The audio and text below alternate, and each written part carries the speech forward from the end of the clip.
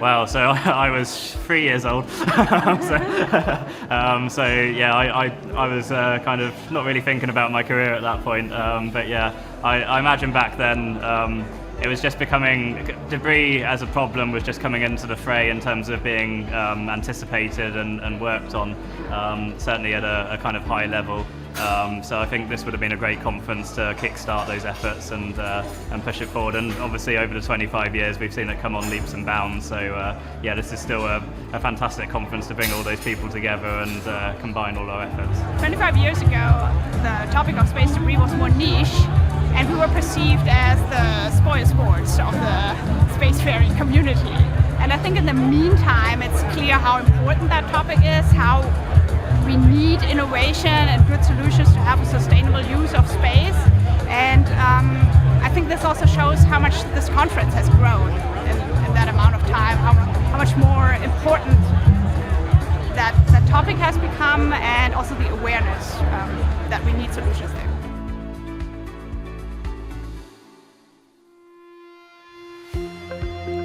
Please welcome Mariel Borowitz to the stage to introduce our next speaker.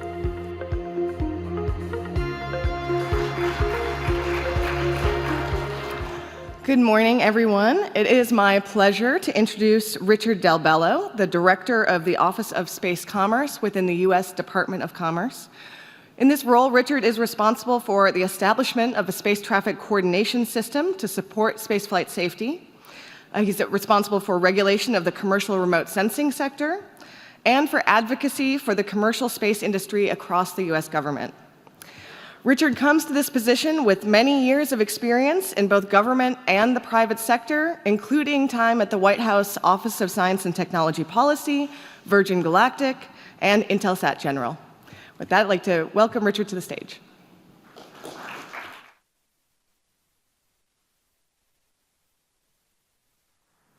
Oh, thank you, and good morning, everyone. Let me start with special thanks to the Maui Economic Development Board for another amazing conference.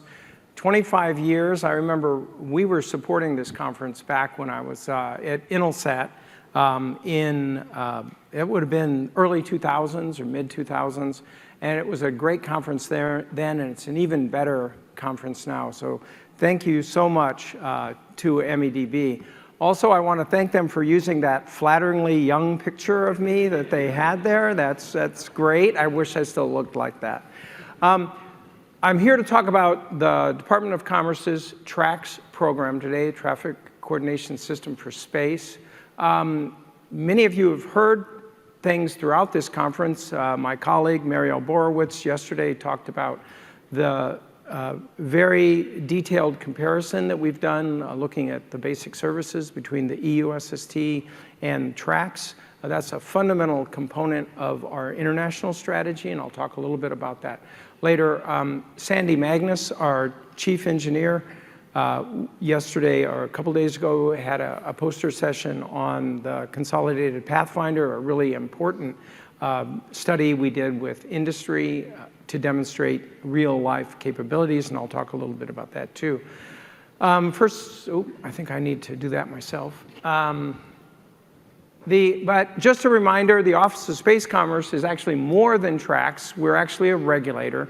We regulate the remote sensing industry in the US, and we're an advocate for industry. We do a ton of work internationally with industry, trying to lower barriers, to lower trade barriers, to resolve complicated issues of export control, and basically advocate for the US industry.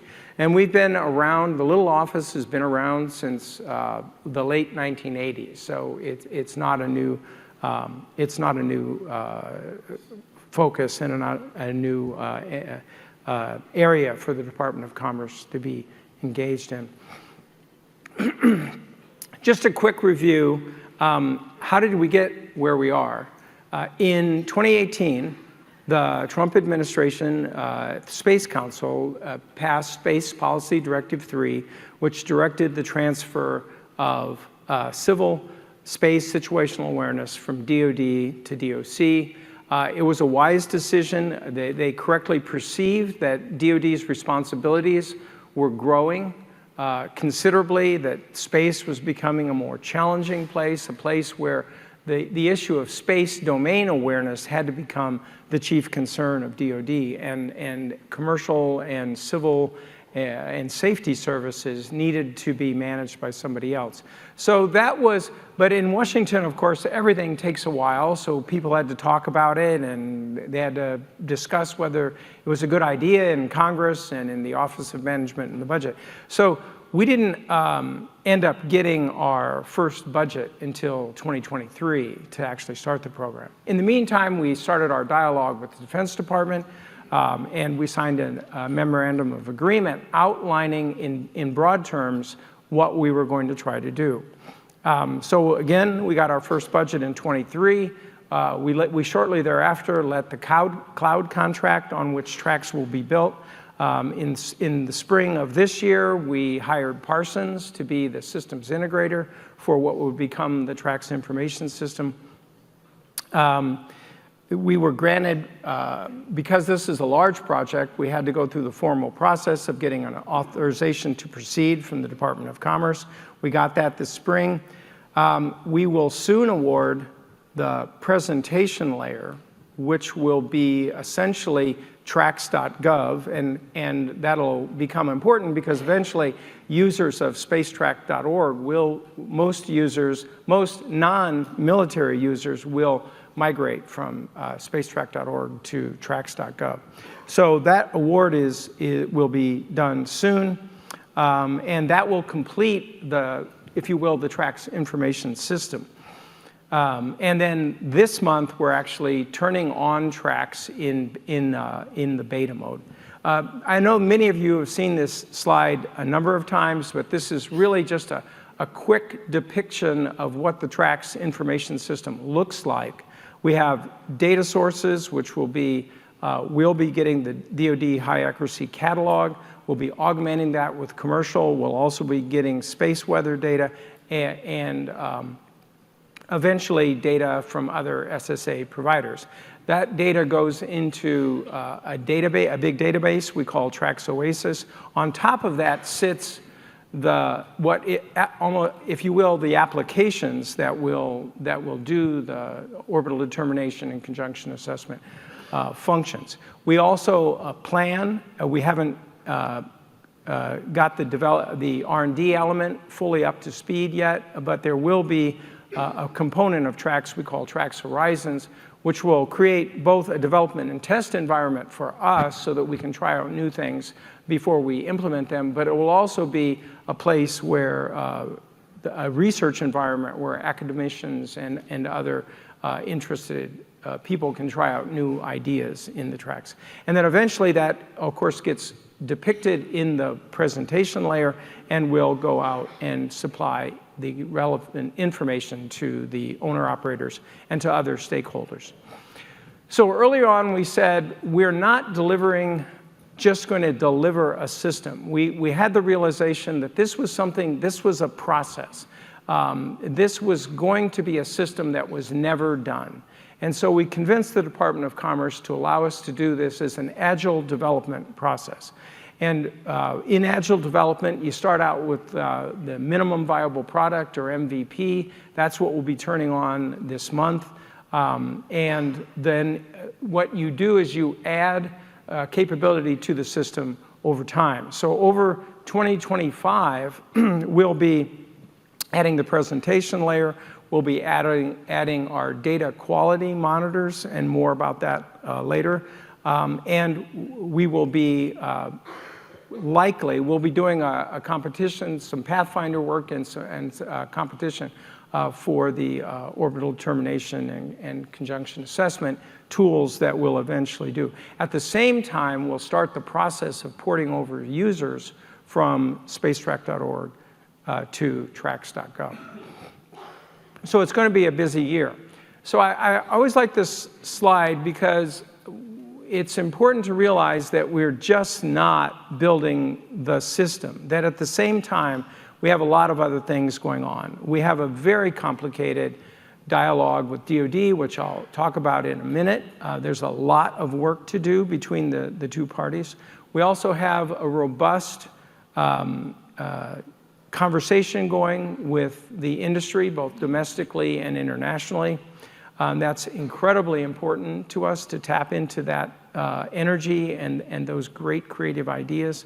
We have a whole international engagement component of the TraCSS program. We are working very closely with the US State Department to implement what is a complicated, and I'll come back to this later, a very complicated future that we see, because in the future there's not going to just be a conjunction assessment system, a TraCSS. There'll be dozens of countries will have their own SSA capabilities, and the question will be, how are we talking to each other? And I'll come back to that in a minute. And then finally, we're building the institution. You know, when I first arrived, there was a handful of people. And so one of the hardest thing to do in the government is to hire really qualified technical people, because there's such competition for these people. By the way, we're always hiring, so if you get tired of your current job, please check out our website. So just to refocus a little bit on the TraCSS, the system. So this gives you some snapshots of what we were doing in 2023 and 2024. A couple of highlights. We will have a 24/7 operations center that'll be in Boulder, Colorado. There'll be a backup for that center in Suitland, Maryland, and we're now both building out those centers, and we're also hiring for those positions. And that's a very critical piece of this puzzle. As I said, we are in the acquisition process for the presentation layer, and that hopefully will be wrapping up soon. And we're kicking off what we call TraCSS Phase 1.0, which is the MVP, the minimum viable product. And that will be with a group of beta users who will be working with us to assess how we're doing. We've done a lot with industry. We have held a number of what we call listening sessions, where we focus on detailed questions like what should be in the conjunction data message or the orbit comprehensive messages, what specifically should be included in those. We hold these sessions and then we post them on our website. So you can go to the website now and see any of the listening sessions that we've held on these topics.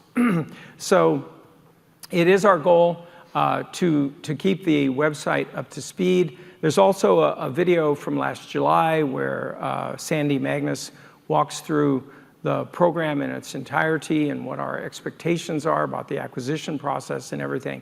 And we're in the process of updating that, but the information in that video is still highly relevant. We have decided early on in the program that we knew there were a lot of capabilities in the commercial sector, and the question is, how do we get to those in a way that's meaningful? And we decided that we would run a series of Pathfinder programs where we set out real world, where we hire a group of companies to come in and solve real problems. And this is for multiple purposes. One is to assess the capabilities in the marketplace. Two is to get some sense of what the cost is for what we're implementing, because this is a relatively new industry, and the costs are, quite frankly, all over the map. So getting additional information on that, and also informing us what would be the best acquisition process to use given our goals and objectives. We just finished a very large effort called the Consolidated Pathfinder, where we had 2 data quality monitors, 2 data companies, 1 optical, 1 radar, and we had another company doing orbital determination and fusing all that information. There's a poster session on this. And for those of you who are going to the IAC in a few weeks in Milan, we'll be providing additional information on what the actual outcomes of the consolidated Pathfinder were. But it just, spoiler alert, they were good. So we're also, one of the interesting things we noted was that young operators tend not to be very good at flying their satellites and often don't know precisely where their satellites are. So we're kicking off something called Improved Owner-Operator Ephemerides Pathfinder. And we will actually work with some of these companies initially to improve their the output from those companies, because we need the information from the commercial companies, we need their ephemeris, we need their maneuver plans. But if we can't trust them, then we can't rely on them. And so we have this problem as the government. We want this information, but we want the information to be high quality. So what do we do? And so we're going to do this Pathfinder, and I think that's about to be announced in the next few days. So, and we're also going to do some interesting work at GEO, and this is aligned with our goal of catalog reconciliation, and I'll talk a little bit more about that later. But as we have more and more SSA systems and more commercial providers of data, you get into the point of it's a quest for truth. You can have different outcomes, and then trying to decide which is the most valid becomes challenging. This is, again, Consolidated Pathfinder. I already mentioned that. There's a poster session on this. We have more information coming out in a conclusory information in a few weeks. So please keep posted. If you're not going to IAC, it will be reposted on our website, so don't worry about it. One of the highlights of this program has been the collaboration that we've had with the Defense Department. A lot of this is due to an amazing individual named Barb Gulf. I'm sure many of you know her. It is complicated. I've been part of many intergovernmental processes which have gone sideways because of personality conflicts or institutional conflicts.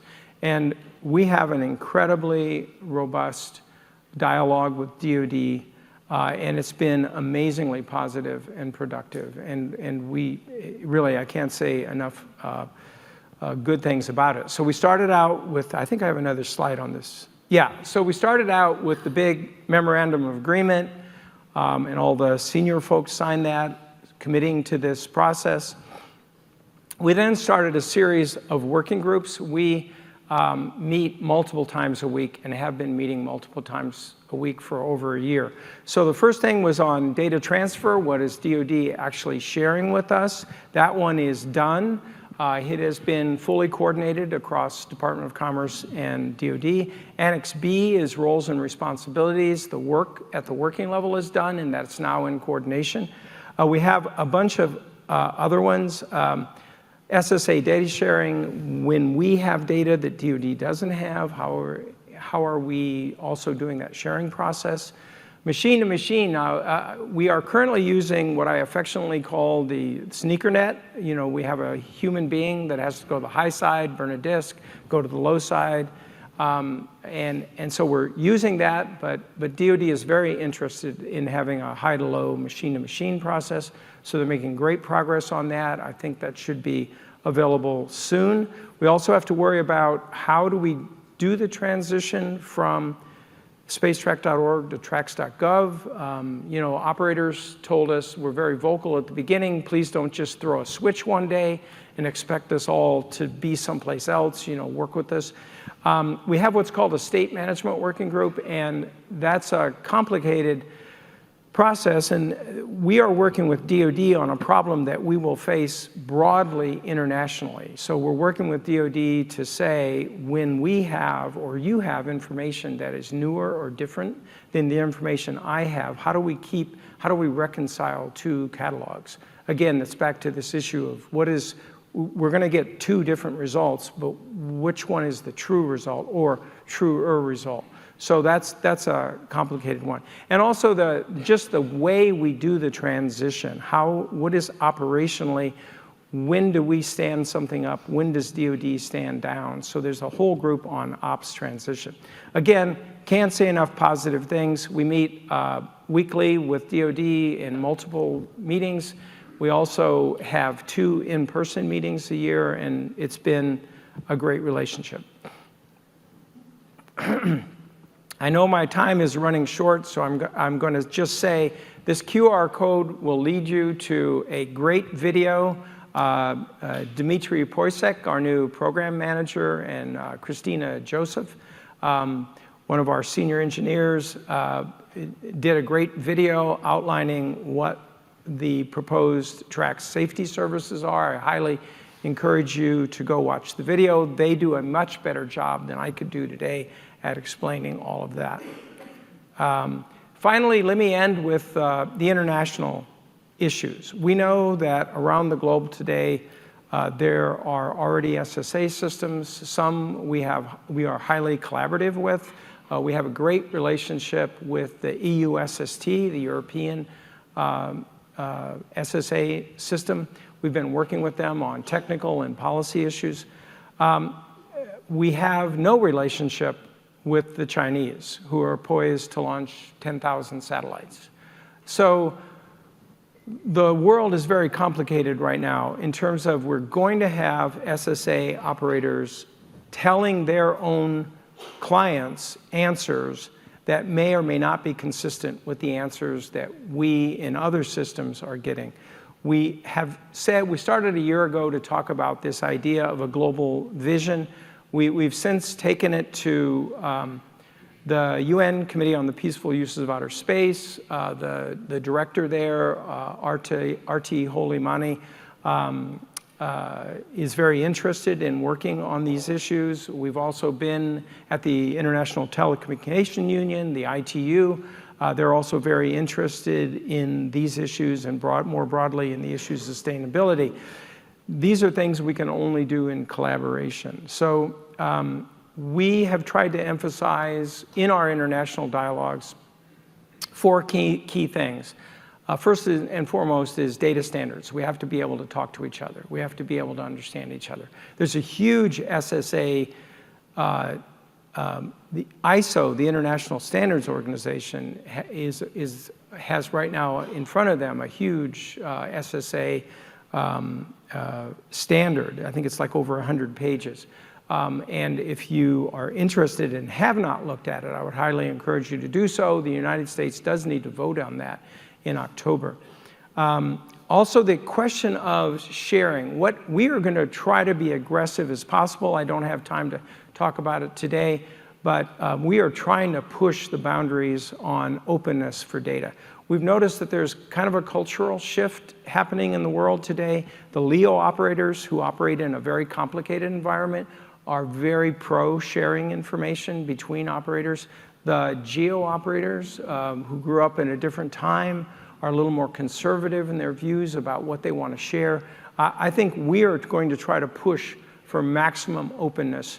And then also, we know who our customer is here. The customer is the satellite operators. So we're going to be trying to do what we can. Of course, we're working with them now in the beta group, and we have a lot of listening sessions and engagement to try to make sure we understand exactly what operators need and that we can deliver it. And then finally, international partnerships. Like I said, we're working very closely with EU SST. We have started initial dialogues with Japan, with Canada, Australia, the UK, and eventually we hope that these conversations will turn into an approach.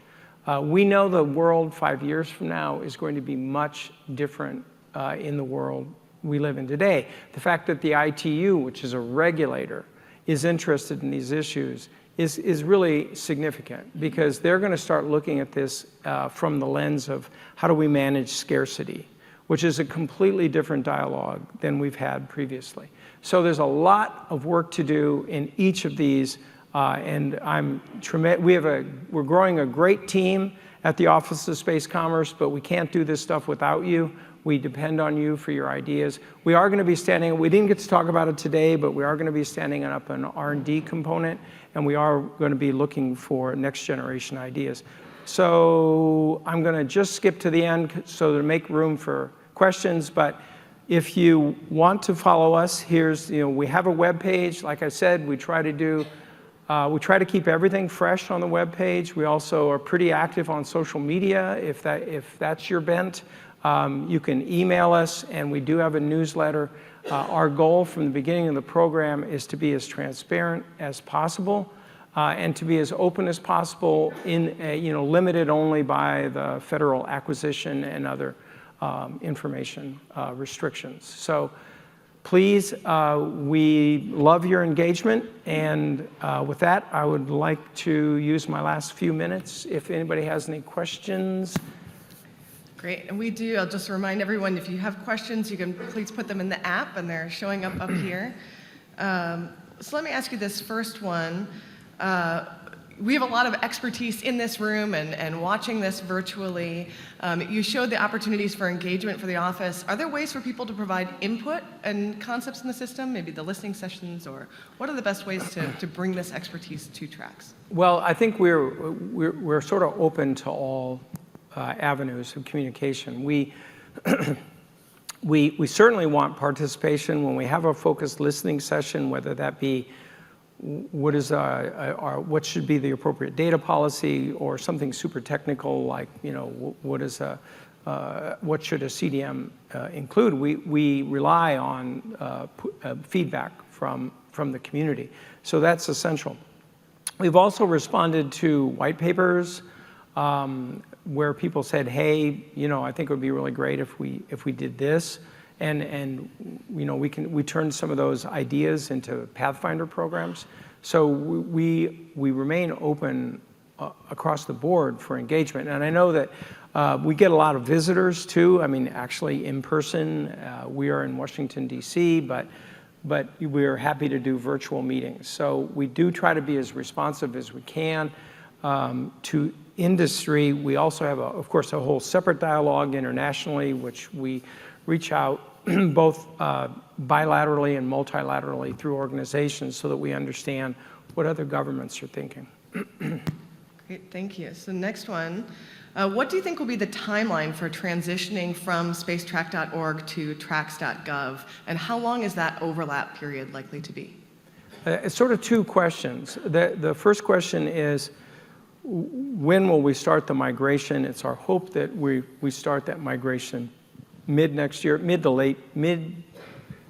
to late next year, to start the migration with the goal of finishing it before the end of calendar year 25.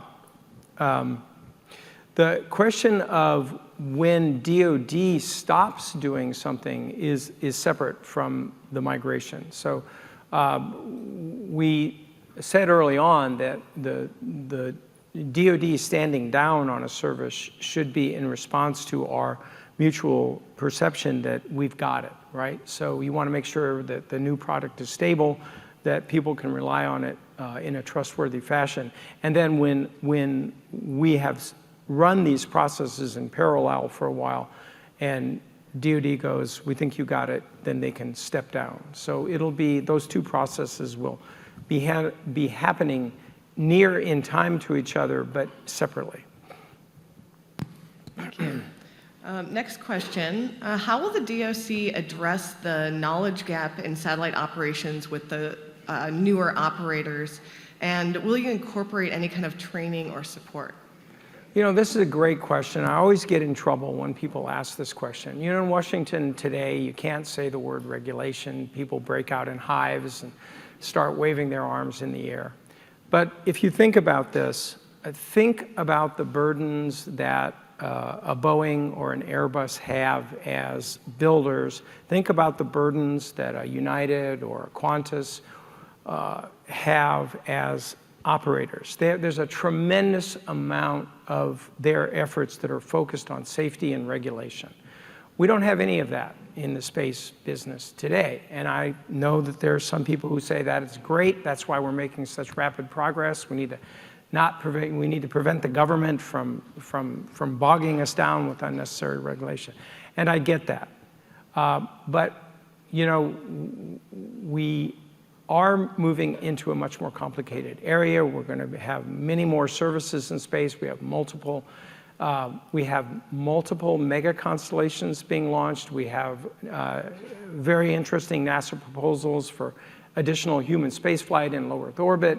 We have ideas for space tugs, for refueling, we have a lot of stuff that's going to be going on. So there will be a necessity to relook both domestically and broadly internationally at how are we managing these processes.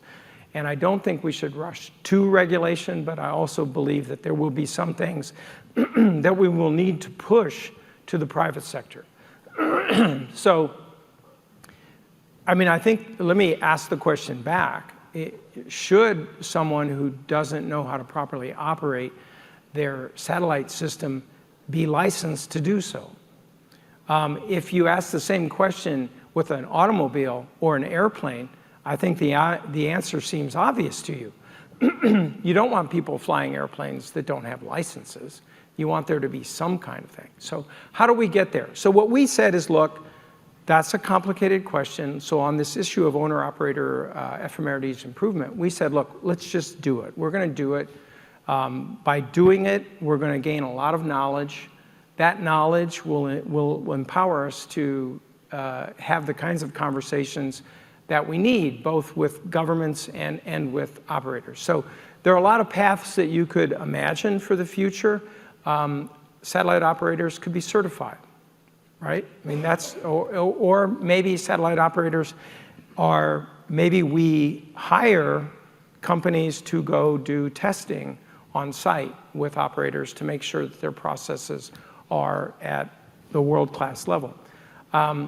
Alternatively, we might, in the short run, we might provide that as a service to younger operators.